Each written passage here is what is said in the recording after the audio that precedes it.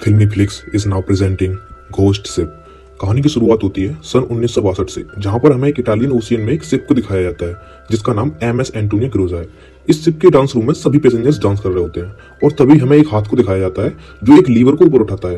Liver के ऊपर उठते ही एक वायर से सबके सब लोग मारे जाते हैं जो डांस कर रहे होते हैं। एक बच्ची जिसका नाम केटी है वो बच जाती है क्योंकि उसकी हाइट कम है और वायर उसके ऊपर से होकर निकल गया होता है। यह सारा का सारा मंजर देखकर वो जोर जोर से चिल्लाती है। इसके बाद क्या हुआ कभी किसी को पता नहीं चला और अब 40 साल आगे का समय दिखाया जाता है जहां पर हमें एक और शिप को दिखाया जाता है जिसके कैप्टन का नाम मर्फी है। ये एक शिप को बचाकर किनारे तक लाते हैं। शाम को ये सब अपनी जीत की पार्टी मना ही रहे होते हैं, तभी एक आदमी जिसका नाम जैक है वो इनके पास आता है और कहता है कि मैं एक पायलट हूँ।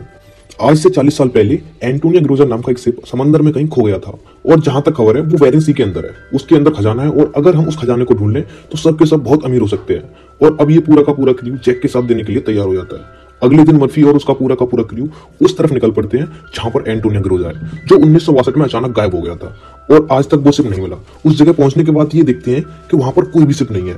सबके सब डिसअपॉइंट हो जाते हैं और तभी उनके स्टीमर के सामने एक बहुत बड़ा शिप आ जाता है। यह वही शिप है जो 1962 में गायब हो गया था और जिसकी तलाश में ये सब यहाँ पर आए होते हैं। मर्फी का एक साथी जिसका नाम ग्रीर है और साथ ही जैक जो यहाँ पर सबको लेकर आया है, ये दोनों के दोनों स्टीमर पर रुकते हैं जबकि मर्फी अपने साथियों के साथ उस शिप के अंदर चला जाता है जहां पर बहुत ही अजीब आवाज आ रही होती है। ये सबके सब उस आवाज का पीछा करते हैं और देखते हैं कि एक क्लॉक का पेंडुलम आज भी हिल रहा है। जैसे ही ये क्लॉक के और नजदीक जाते हैं पेंडुलम हिलना बंद हो जाता है और इनमें से एक पेंडुलम को हाथ लगाने वाला होता है। तभी जोर से आवाज आती है जिससे सबके सब डर जाते हैं। वहीं पास ही की टेबल पर स्क्रैबल पड़ा होता है जिसके वर्ड्स अपने आप ही बदल जाते हैं और उसमें लिखा हुआ आता है वेलकम।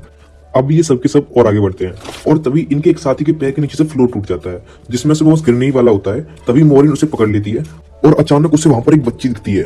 ये वही बच्ची है जो आज से 40 साल पहले हुए हादसे में बच गई थी, जो बहुत जोर से चिल्लाई थी, लेकिन आज भी इसकी उम्र उतनी ही है, जिसका मतलब ये है कि ये उस लड़की की आत्मा है। जब मोरिन उसे देखती है तो अगले ही पल वहां से बच्ची गायब हो जाती है। यहाँ पर मोरिन को कुछ समझ नहीं आता कि जो उसने देखा था वो सच था या सिर्फ उसका भ्रम। मोरिन अपने साथी को ऊपर खींच लेती है। इसके बाद ये सब एक कैबिन में जाते हैं जहां पर ये देखते हैं कि एक वॉच है और ये वॉच आज के समय की है जबकि ये सिर्फ 1962 में पूरी तरह गायब हो गया था। उस वक्त में इस तरह की वॉचेस नहीं होती थी। इनका कैप्टन मर्फी इन्हें बताता है कि हो सकता है हमसे पहले भी यहाँ पर कोई आया हो और उसी की ये वॉच हो। और इसके बाद ये शिप का मैनुअल लेकर वापस अपने शिप में आ जाते हैं। अगली सुबह इन्हें पता चलता है कि शिप में एक बहुत बड़ा होल है जिसकी वजह से धीरे धीरे शिप पानी में डूब रहा है और अगले 3 दिनों में ये इस होल को रिपेयर करके शिप को यहाँ से आगे ले जाना चाहते हैं। इसलिए सब अपने अपने काम पर लग जाते हैं। वहीं मोरिन को दिखाया जाता है जो शिप के उस हिस्से में जाती है जहां पर स्विमिंग पूल है। वो यह देखकर हैरान हो जाती है कि स्विमिंग पूल पर गोलियों के निशान है और अब वो जब स्विमिंग पूल के ऊपर की ओर आ रही होती है एक बार फिर उसे वही बच्ची दिखती है जिससे डरकर वह वहीं स्विमिंग पूल में गिर जाती है जिससे उसका सिर स्विमिंग पूल के बीच से टकराता है और खून निकलना शुरू हो जाता है, पर स्विमिंग पूल उसका खून एब्जॉर्ब कर लेता है। वो एक बार फिर से ऊपर की ओर देखती है जहां पर वह बच्ची थी, पर अब वहां पर जैक होता है। वो उसे ऊपर की ओर खींच लेता है और इन दोनों के यहाँ से जाने के बाद स्विमिंग पूल पूरी तरह से खून से भर जाता है।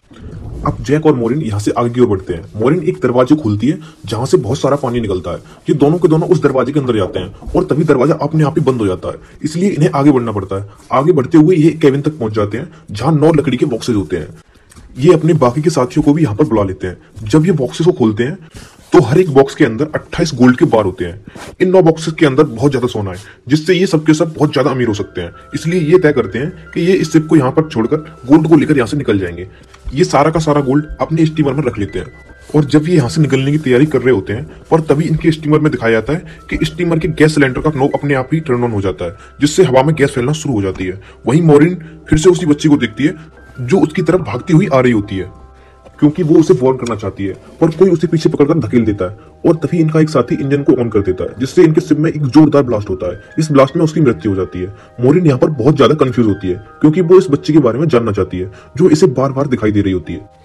वो शिप के डेटा में पैसेंजर्स के नाम चेक करती है जिससे उसे पता चलता है कि जो बच्ची उसे दिख रही है उसका नाम केटी है। वो केटी के रूम तक जाती है जहां पर उसे केटी का कंकाल मिलता है। इसलिए अब वो समझ जाती है कि अब तक वो जिस लड़की को देख रही थी वो उसी केटी की आत्मा है। वहीं हमें मर्फी को दिखाया जाता है जो कैप्टन के रूम में बैठा होता है और तभी उसके सामने उसी शिप के कैप्टन की आत्मा आ जाती है जो उसे एक गिलास में शराब डालकर उसे पीने के लिए देती है। साथ ही वो उसे एक फोटो देता है जिसमें एक शिप होता है जिसका नाम लॉरेली है। कैप्टन बताता है कि आज से कई साल पहले सन 1962 में हमने इस शिप को रेस्क्यू किया था। इसी शिप के अंदर वो सोना था जो हम अपने शिप एंटोनियो क्रूजा में ले आए, लेकिन ठीक इसी के 2 दिन बाद हमारा शिप हमेशा के लिए गायब हो गया। इसके बाद कैप्टन की आत्मा मर्फी को एक और फोटो दिखाती है। जब मर्फी उस फोटो को देखता है तो उसके चेहरे का रंग उड़ जाता है। वहीं मॉरिन को दिखाया जाता है जो उस बच्ची की आत्मा के साथ बैठी होती है। उस बच्ची की आत्मा बताती है कि इस शिप के अंदर बहुत सारे लोगों की आत्मा कैद है।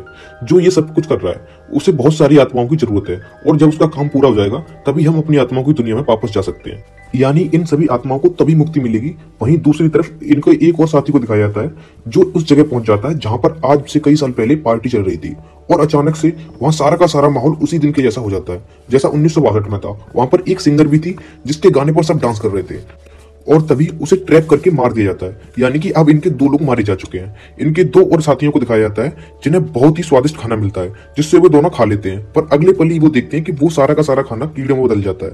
इन्हें वॉमिटिंग शुरू हो जाती है। वहीं हमें मर्फी को दिखाया जाता है जिसे बहुत कुछ पता चल चुका है, इसलिए वो जल्द से जल्द शिप से निकलना चाहता है।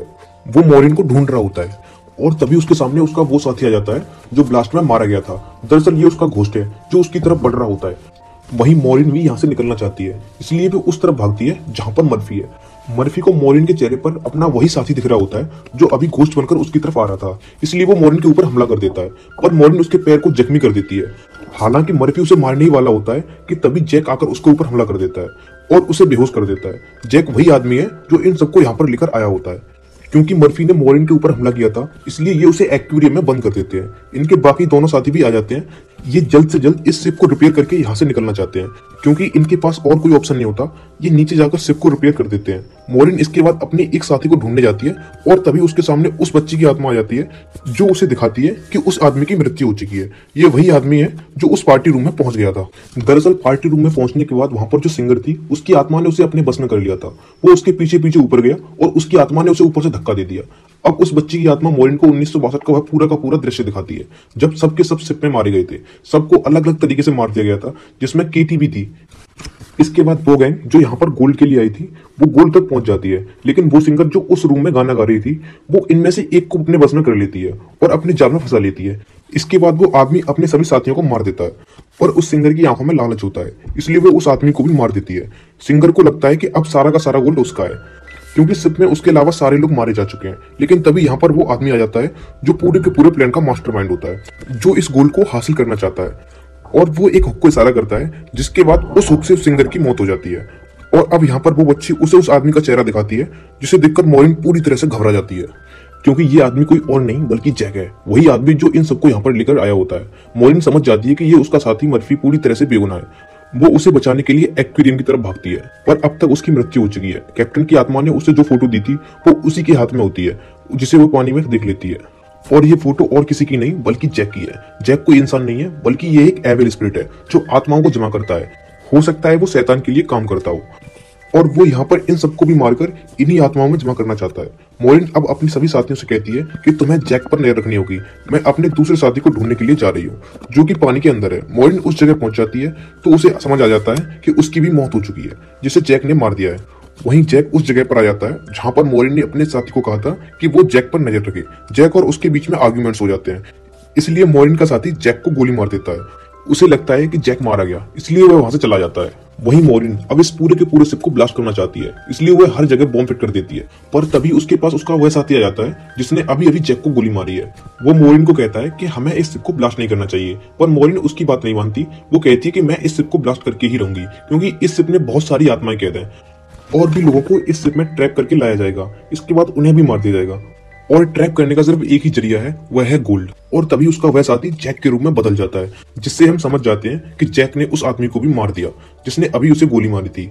जैक उसे बताता है कि तुम्हारा और मेरा काम एक ही है। जिस तरह तुम समंदर में फंसी हुई वोट्स को शिप में जमा करती हो, उसी तरह मैं सोल्स को करता हूँ। पहले मैं भी इंसान था, मैंने बहुत सारे पाप किए थे जिससे मुझे ये काम दिया गया था, और अब मैं सोल कलेक्टर हूँ, जिसके लिए मुझे इस शिप की जरूरत है, और मैं नहीं चाहता कि तुम इस शिप को ब्लास्ट करो। पर मॉरिन उसकी बात नहीं मानती, इसलिए जैक उसके ऊपर हमला कर देता है, पर मॉरिन उसके पैर को जख्मी कर देती है। फिर उसी एरो से रिमोट पर निशाना लगाती है और खुद शिप से कूद जाती है, जिसके बाद शिप में एक बहुत बड़ा ब्लास्ट होता है और अब मॉरिन पानी के अंदर शिप के नीचे फंस चुकी है। पर तभी वहां पर उसी बच्ची की आत्मा आती है जो उसे रास्ता दिखाती है। मॉरिन बड़ी मुश्किल से ऊपर आ जाती है और वो देखती है कि शिप में जितनी भी आत्माएं थी अब सबकी सब आजाद हो चुकी हैं और वो आत्माओं की दुनिया में जा रही हैं, जिन सोल में केटी की भी आत्मा है। दरअसल यहाँ पर जितनी भी आत्माएं थी वो सबकी सब जैक की गुलाम थी, क्योंकि मारने के बाद उसने हर किसी के हाथ में एक मोहर लगा दी थी, सिर्फ कीटी की आत्मा उसकी गुलाम नहीं बन पाई, क्योंकि कीटी की आत्मा पवित्र थी, इसलिए कीटी की आत्मा बार बार मोरिन की मदद कर रही थी। और अब कीटी की आत्मा की वजह से मोरिन ने सभी आत्माओं को आजाद कर दिया। मोरिन एक बॉक्स के सारे समंदर में तैरती रहती है। तभी वो एक शिप तक पहुंच जाती है, जो शिप उसे रेस्क्यू कर लेता है। जब उसे पोस्ट पर लाया जाता है तो वो अपनी एम्बुलेंस में देखती है कि जैक अब भी जिंदा है और शिप का जितना भी गोल्ड था वो उसे एक दूसरे शिप में ट्रांसफर कर रहा होता है, ताकि इस गोल्ड के लालच में और भी लोगों को मार सके, उनकी आत्माओं को कैद कर सके, जो कि उसका काम है। मोरिन ये पूरा का पूरा मंजर देखकर चीख पड़ती है और इसी के साथ ये कहानी यहाँ पर खत्म हो जाती है। उम्मीद करते हैं आपको ये कहानी